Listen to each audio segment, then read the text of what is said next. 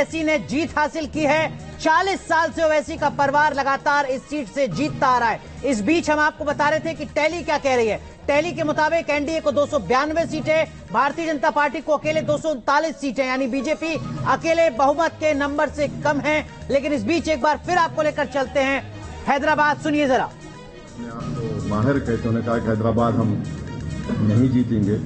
खैर अल्लाह जो चाहता है वही होता है।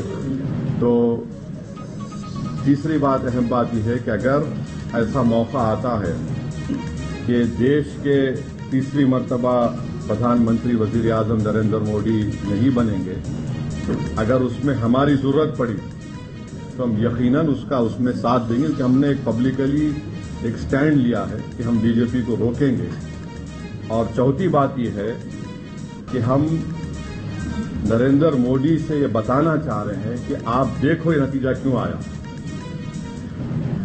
उनको सेल्फ इंट्रोस्पेक्शन करने की जरूरत है। और हम उम्मीद करते हैं कि पिछले 4 साल से जो लोग जेलों में सड़ रहे हैं उनकी फौरन रिहाई अमल में लाई जाएगी कानूनी तरीके से।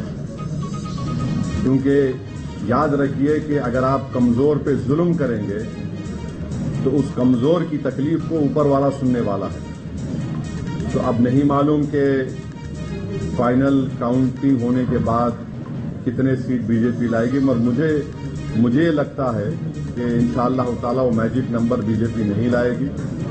और क्या होगा, कल क्या होगा, परसों क्या होगा, तो ये हमारा इनिशियल रिएक्शन है।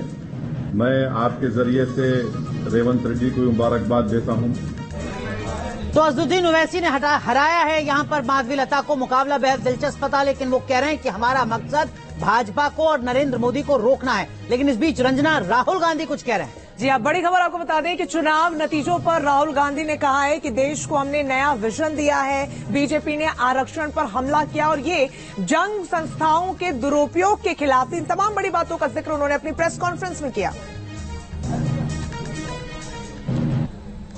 ये चुनाव इंडिया गठबंधन और कांग्रेस पार्टी सिर्फ एक राजनीतिक दल के खिलाफ नहीं लड़ी थी। ये चुनाव हम बीजेपी, एक राजनीतिक दल, हिंदुस्तान के इंस्टीट्यूशंस, हिंदुस्तान का जो पूरा गवर्नेंस का स्ट्रक्चर है, इंटेलिजेंस एजेंसीज, सीबीआई, ईडी, ये सब, आधी जुडिशरी, इन सब के खिलाफ हम लड़े थे। क्योंकि इन सब संस्थाओं को, इन सब इंस्टीट्यूशंस को नरेंद्र मोदी जी ने और अमित शाह जी ने कैप्चर करा, धमकाया, डराया।